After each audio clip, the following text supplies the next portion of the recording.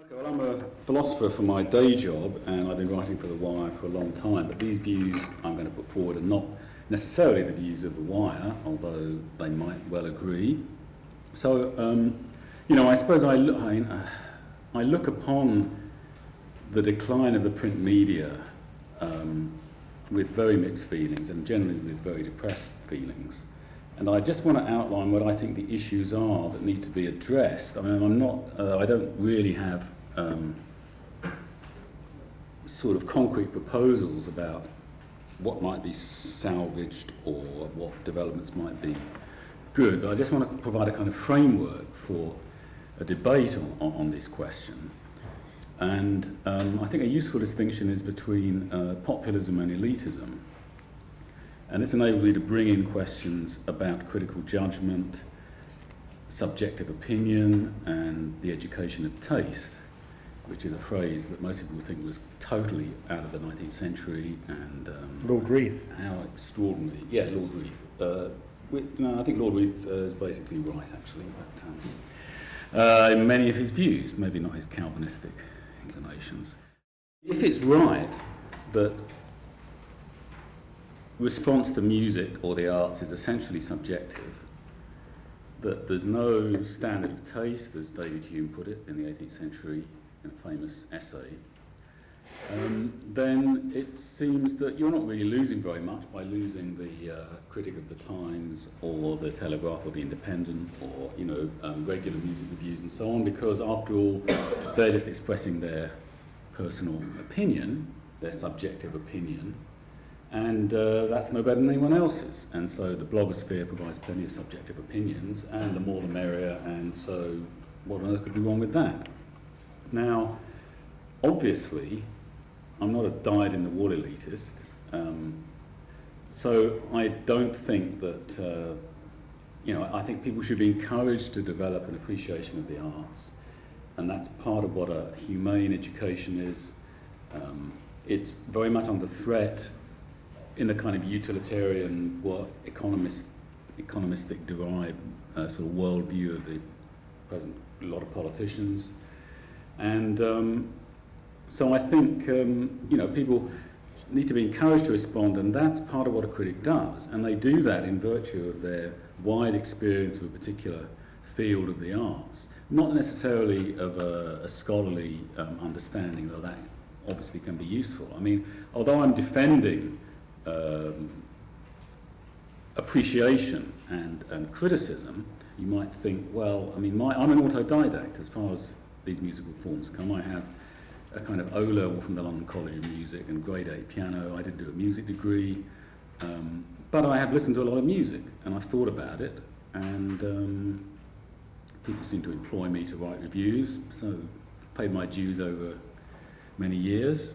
So I guess you can call that, a level of experience. And I think that with the decline of print media and a kind of quality control, however imperfect and however influenced by, commercial factors and PR and so on, however much that is so, this is a dimension that's being lost. Now, as Peter said, there's many good blogs and there's much fantastic music writing, and probably at greater length than there used to be in the print media. But this, I think, is this is the underlying danger and the underlying framework. If it's true that with the decline of print media there goes the decline of critical judgment, that is a cultural disaster, just the same as with the decline of print media goes political journalism and correspondence all around the world and so on. That is also a cultural and political disaster of enormous magnitude, with a great threat to liberal values and democracy. And so these are high stakes, and music journalism and artistic journalism in its relatively small way is a part of that, and its presence is part of a humane, civilized culture. It hasn't always existed. I mean, this is not, I think, as Michael said, the high point maybe was the 60s and 70s, and if you go back to Radio 3 in the 50s, maybe if you go back to print journalist criticism before then, it wasn't particularly of a high standard, but we have experienced a high standard, and we are now losing it, or have lost it. And So on a happy note, I just There was almost, Michael used the word notice, there was almost a religious quality about the notice being published, that, it was part of the ritual of life that everyone should know about even if they weren't there. That it was a cultural event almost, and you put a notice up outside the Wigmore Hall to say what was being done, as if it was going to be the church service on Sunday.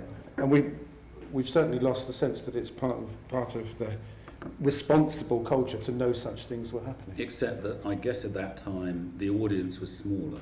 I mean, if you look at the numbers going into Tate Modern at the weekend, they're massive, I mean, they're not massive going to Wigmore Hall, but, it's a very mixed picture. So it's always full. Wigmore, yeah. Always full. Yeah. And did it always used to be like? Yeah. Yeah.